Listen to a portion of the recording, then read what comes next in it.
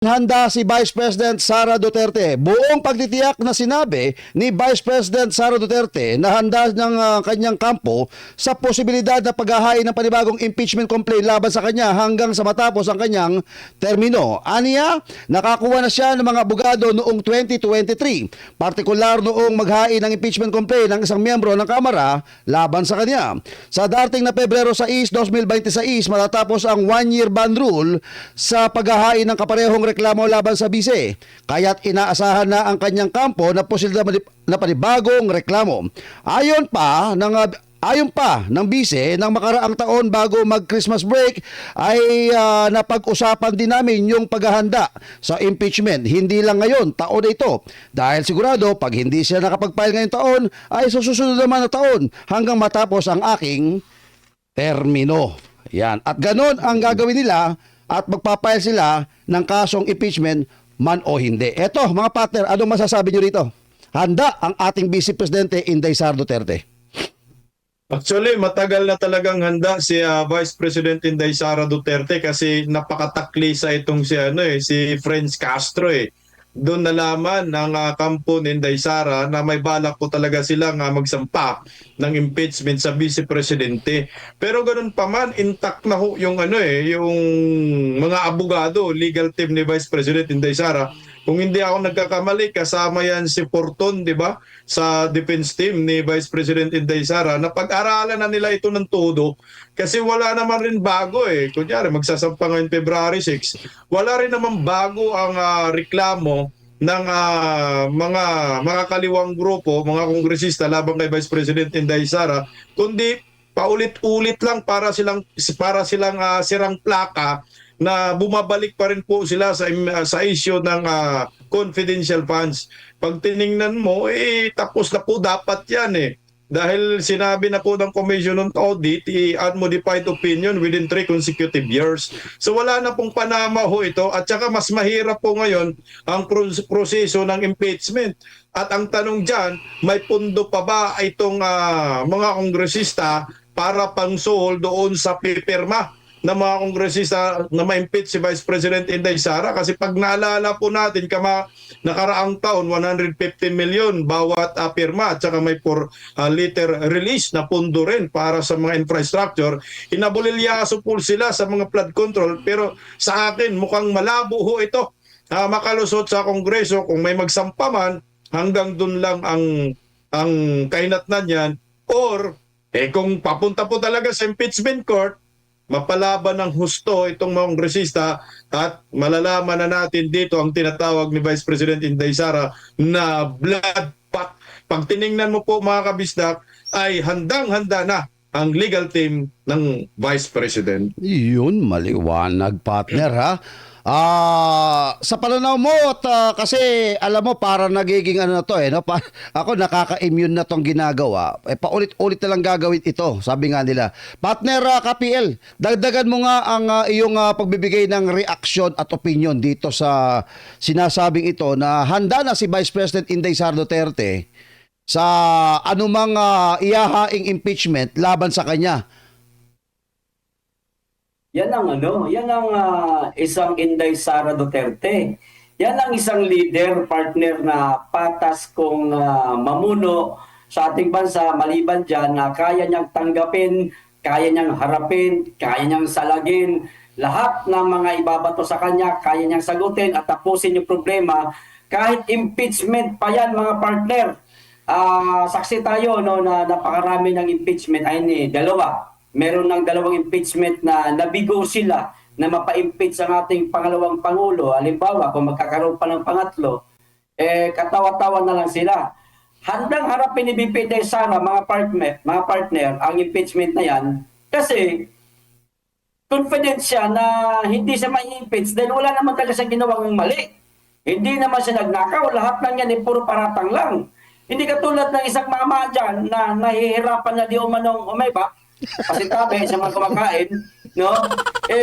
Nagsampang sila ng impeachment para sa kanya din. Pero yung pala, yung abogado, bata lang rin daw, di umano nila.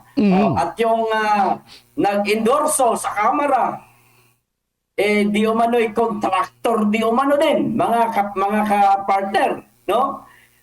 Luto yung kanilang impeachment. Sa madaling salita, gawa-gawa lang para lang masabi ng mga tao na ayan, pinapa-impeach na, pero yun pala, nilalaro lang nila tayo.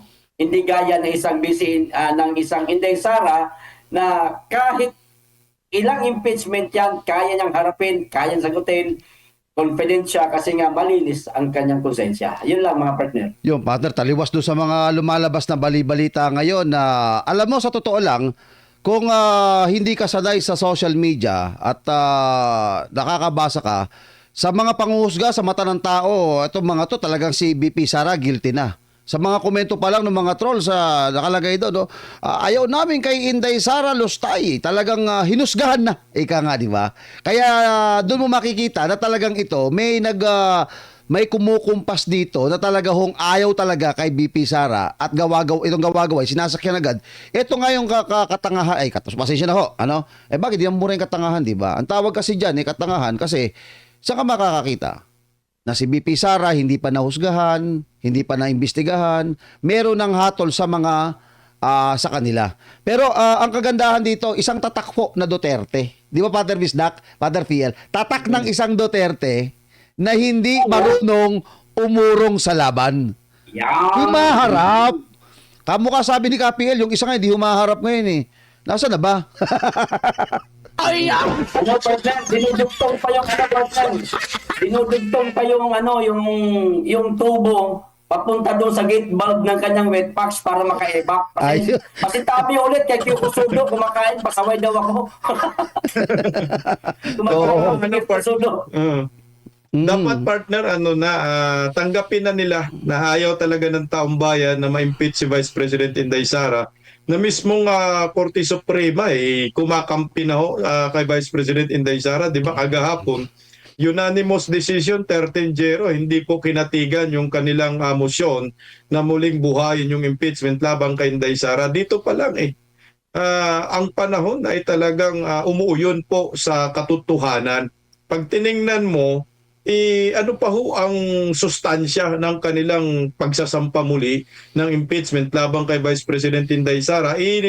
Na sila, na bulilyasot na bisto na sila, na minabadali labang nila yung pagsampa ng impeachment labang kay Inday Sara para lamang masira ang pamilyang Duterte, para durugin para hindi na makatakbo sa 2028 presidential election.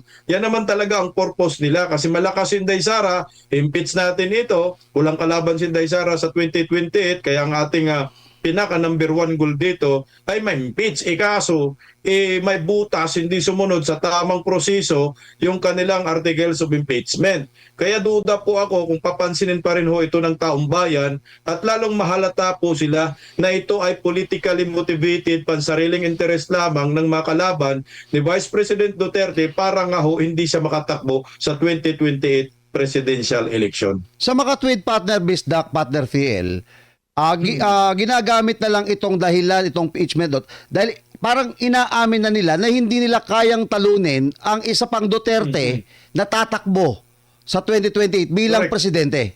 Di ba? Exactly. Kasi ang tanging paraan lang talaga nila ay yung impeachment At saka yung mga kaso nila sa ombudsman, hindi naman kasi yan tatalakayin unless kung ma-impeach si Vice President Inday Sara Duterte. Impeach yung muna yung isang impeachable officer bago po ninyo sampahan ang kaso sa ombudsman. Pero habang hindi impeach yan, hindi pwedeng tatalakayan. Kaya dadaan sa butas ng karayom yung gusto nilang mangyari kay Vice President Inday Sara Duterte, at hindi na po ito bibinta pa. Siguro nung una, last year, mukhang merong excitement na merong impeachment labang kay Inday Sara, nahuhusgahan si Inday Sara dahil sa 125 million. Kaso nga lang, nung pumutok po ang issue patungkol po sa manumalyang flood control under Marcos admin na trilyon-trilyon mga nawawala na pundo for ghost projects, wala na ho yun, wala nang interes ang taong bayan sa 125 million na confidential funds, lalo na naglabas na po ang kuha ng kanilang audit findings. Siguro ang interes po natin ngayon, kasama na siguro maraming Pilipino, ay yung impeachment labang kay Pangulong Bongbong Marcos. Kaso ang problema, drawing lang din po ito, sarswila at optics lamang. Yun. Partner PL, may karagdagan ka pa ba? Dagdag ko lang, kaperaso lang partner, no? sariling ano ko lang ito, sariling pag-aanalisa ko lang ito. Yung impeachment kay BP Inday Sara, hindi matatapos yan. Kahit na alam na nilang tagilid na sila, malabo na lumusot ang impeachment nila, magpapatuloy yan, partner. Halimbawa, ito tulad nito, na basura na nga yung isa, no, mga partner, magtutuloy-tuloy ito hanggang sa 2027, mga partner. Bakit? Kahit alam na nila na malabo nila mapa-impeach si BP Inday Sara, ang isa pang purpose, mga partner, Ano yan? ang isa pang purpose nila dyan, ay ang pabahuin ang pangalan ni BP Inday Sara. Correct. Kasi sigurado sila na hindi mapapa-impeach si Inday Sara. So sa pamamagitan na lang nitong mga pagsasampa ng impeachment laban sa kanya, diyan nila pababahuin ang pangalan ng Inday Sara. Siyempre magtatanong ang tao, teka, bakit sinasampahan ng impeachment lagi si Inday Sara pero hindi naman umuusad-usad, hindi naman na natutuloy, hindi naman nai-impeach si Inday? Magtatanong ngayon ang tao, ano ba kasalanan ni Inday? Sa mga hindi pa nakakaalam, magtatanong ngayon yan.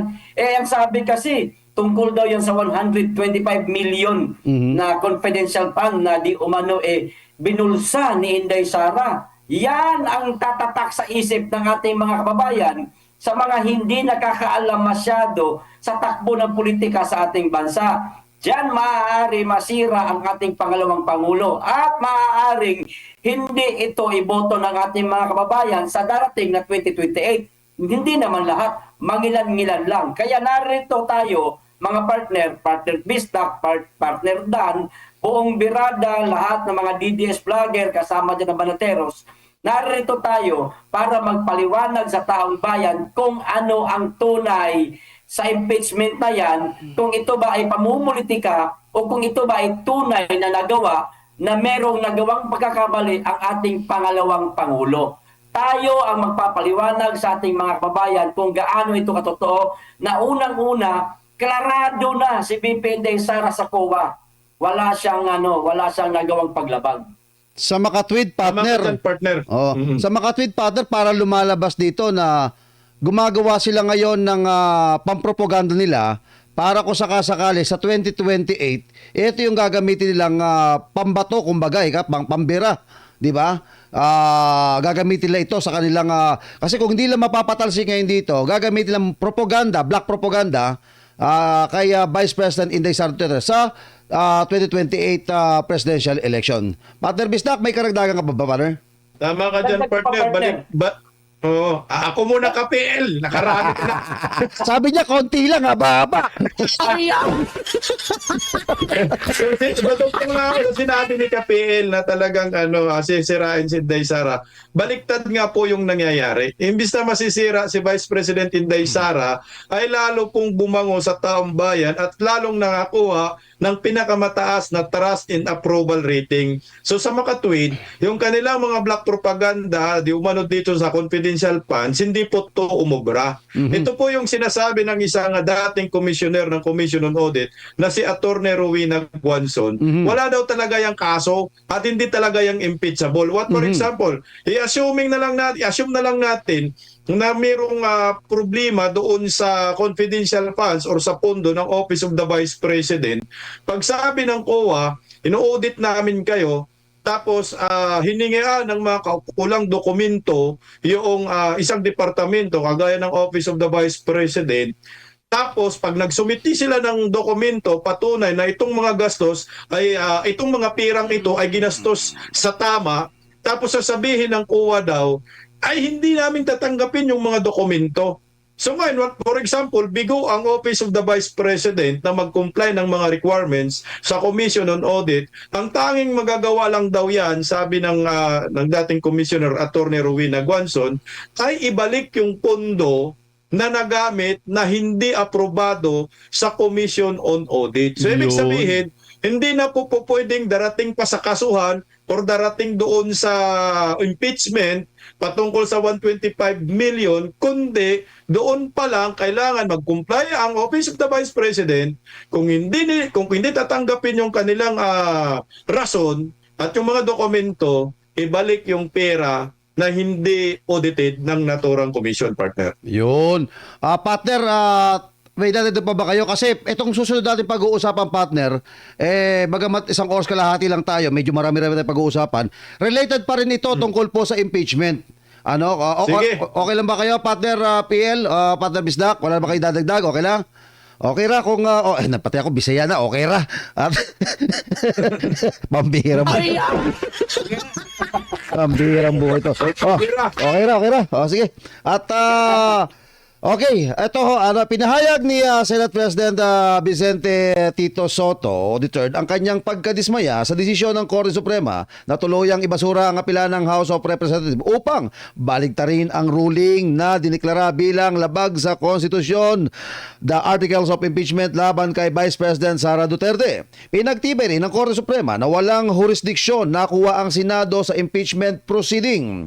Ayon kay Soto, ang desisyon ay isang malungkot na araw para sa mga nag-aaral at nagtuturo ng constitutional law dahil anya nagkaroon ng judicial overreach na nagresulta sa hindi konstitusyon na pagbabago ng konstitusyon na tinawag din niya itong judicial legislation at isang malinaw na panghihimasok sa kapangyarihan ng lehislatura. Dahil umano ang paglatag ng Korte Suprema ng bagong patakaran para sundin ng Kongreso ang impeachment. Dagdag pa ni Soto, dahil sa naturang desisyon, ang impeachment ay halos hindi na maisasakatuparan. Nilinaw ng Korte Suprema na ang ika-4 na impeachment complaint na inihain noong Pebrero 5 noong nakaraang taon ay ipinagbawal ng konstitusyon dahil lumabag ito sa patakaran. Hindi maaring magsimula ng higit sa isang impeachment laban sa isang opisyal sa loob ng isang taon.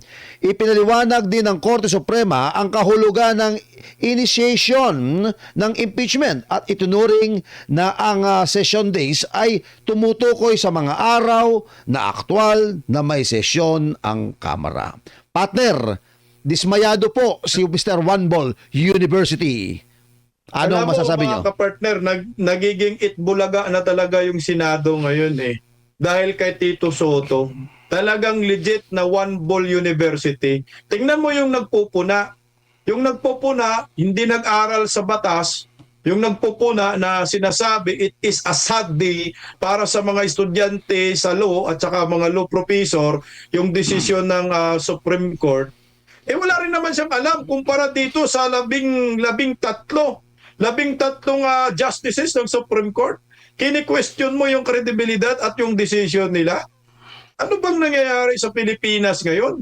Para man tayo ditong noon time show ng Itbulaga, mga kapartner, hindi po pwedeng ganoon.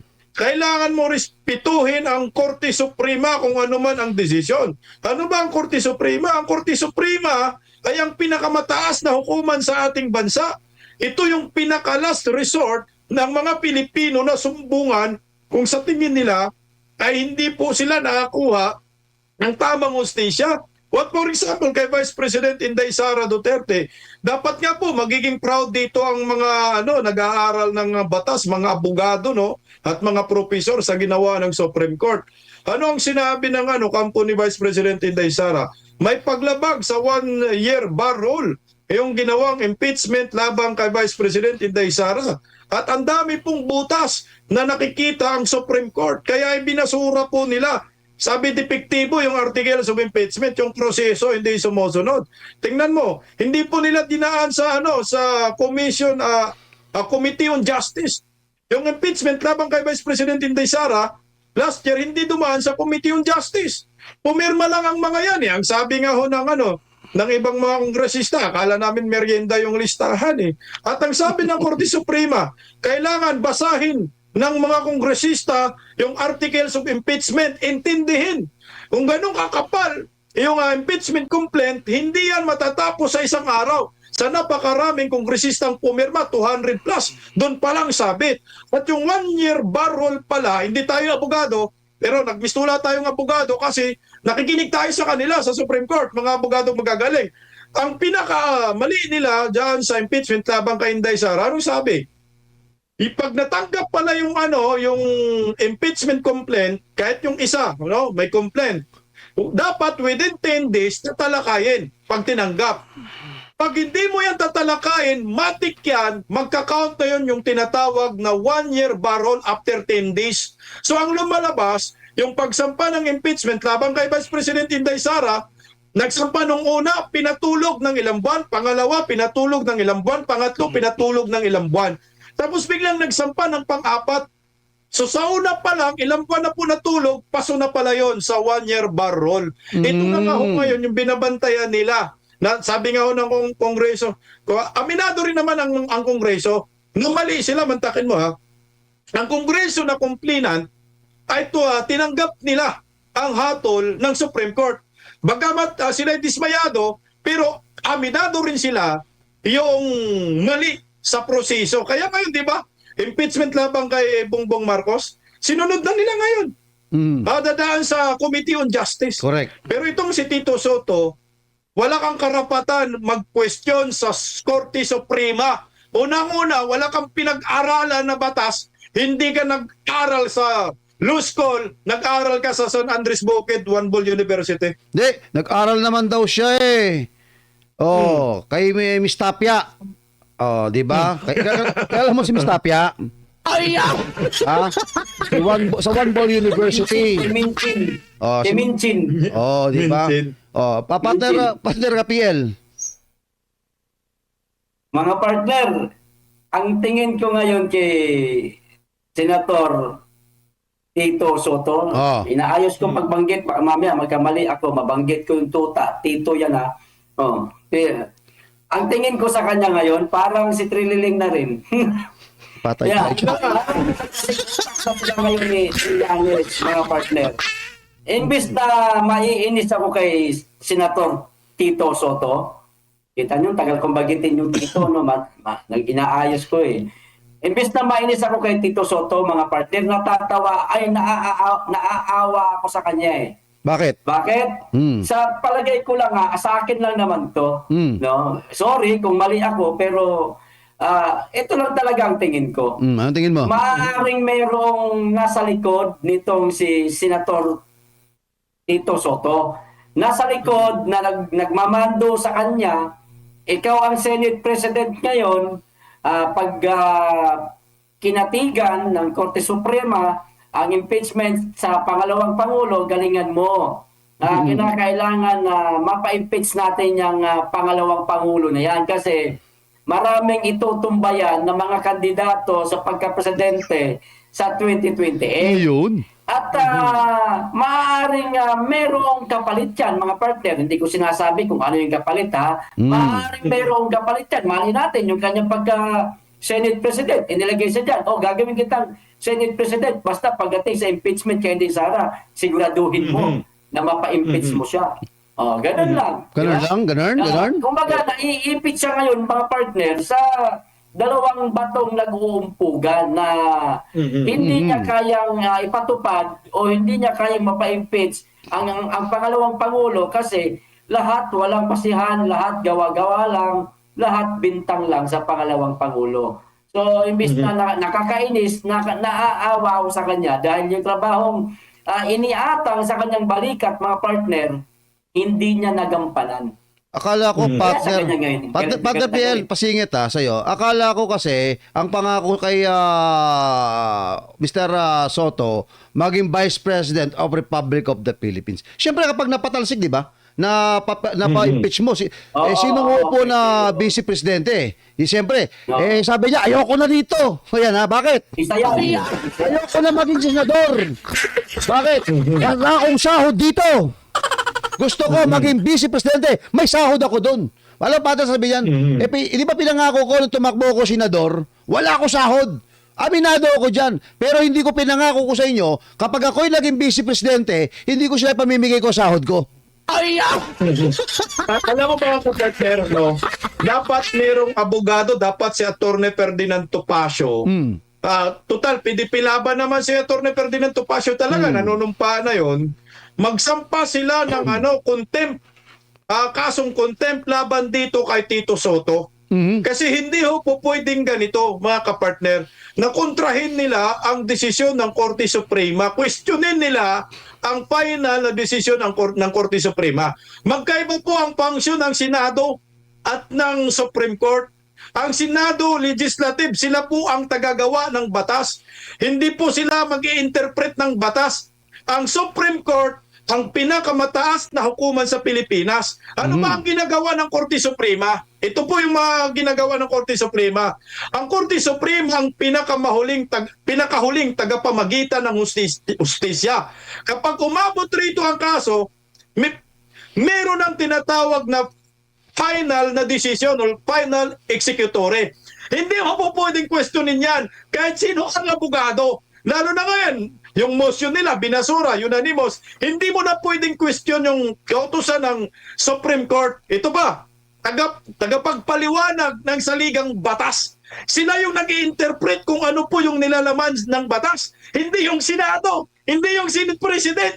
Sila ang nagdedesisyon kung ano ang isang batas o aksyon ng gobyerno na ayon sa labag o sa konstitusyon. Ito pa, partner. Ang Supreme Court ang may kapangyarihan magpawalang bisa ng batas kung ito ay unconstitutional. Gaya po sa impeachment complaint labang kay Vice President Inday Sara, sabi ng Supreme Court, ito ay unconstitutional. Unanimous decision. Ito pa, ang Supreme Court ang namamahala sa buong hudikatura. Pag sinasabi mong buong hudikatura, lahat ng korte sa bansa, ang Supreme Court ang namamahala at kailanman hindi pwedeng pangihimasukan ng isang Senate President ang desisyon ng Supreme Court. Partner Bisdak, bago ko bigay kay KPL, para lumalabas dito kapag napapansin lang ho ng taong bayan ito, no? Kapag hindi nagpapaboroho dito kay Mr. One Ball, Senator One Ball University, Tito Sen, talagang kontrabida siya. For example, bibigyan ng halimbawa, Correct. sinong ayudan niya si Erich Tolpo ng layas. Remember the layas? The word, lumayas kayo. Kala mo kung magpalayas sa embahada ng China, kala mo talagang ganun-ganun na lang no? At tapos sinang-ayunan pa na pepersona ng grata. Yung mga desisyong ganito, mga kabayan, hindi pinag-iisipang matino o pinag-iisipang mabuti ni One Ball University. Kaya katama sa kanya yung One Ball. Partner, baka gusto nyo muna, may aalok muna ako sa inyong dalawa. Baka gusto mo niya, partner. Partner PL, baka gusto nyo lang itong iaalok ko sa inyo habang nandito ako. Gusto nyo ng Pepsi? Kaya ko yan. Gusto, Tubig lang ako. KPL, yung mga viewers natin, gusto nyo ng Pepsi? BBM, Coca-Cola. Coca-Cola si BBM. Ayaw ni Tito Sen yan. Gusto ni BBM, Coke. Magkaibang brand nga lang. Pero ako sa inyo ako nag-aalok ng Pepsi. Di ba? Masarap yung Pepsi. Dumilim ang paligid. Partner, pa isang punto lang. Yeah, balat. Lang. Para lang din ito sa kalaman ng bawat Pilipino, lalo na sa mga viewers. Kasi wag po tayong maniwala kay Tito Soto, walang alam sa batas yan, tandaan po yan. Tandaan po ninyo, hindi po yan nag-aral ng abogasiya. So ang ating paniwalaan, ang Korte Suprema. Gaano ba kahalaga ang Korte Suprema sa isang demokrasyang bansa? Yan ang tanong ko kay Tito Soto. Ang Korte Suprema, mahalaga ito dahil ito ang huling bantay ng karapatan ng mamamayan at ng demokrasyang bansa. Yan po ang kahalagahan ng Korte Suprema. Pag hindi po ito rin nire-respeto, wala na po tayong demokrasya. Kaya nga naglagay tayo ng Supreme Court Kasi sila po yung pinaka-highest, pinakamataas na hukuman sa ating bansa, hindi po yung Senado.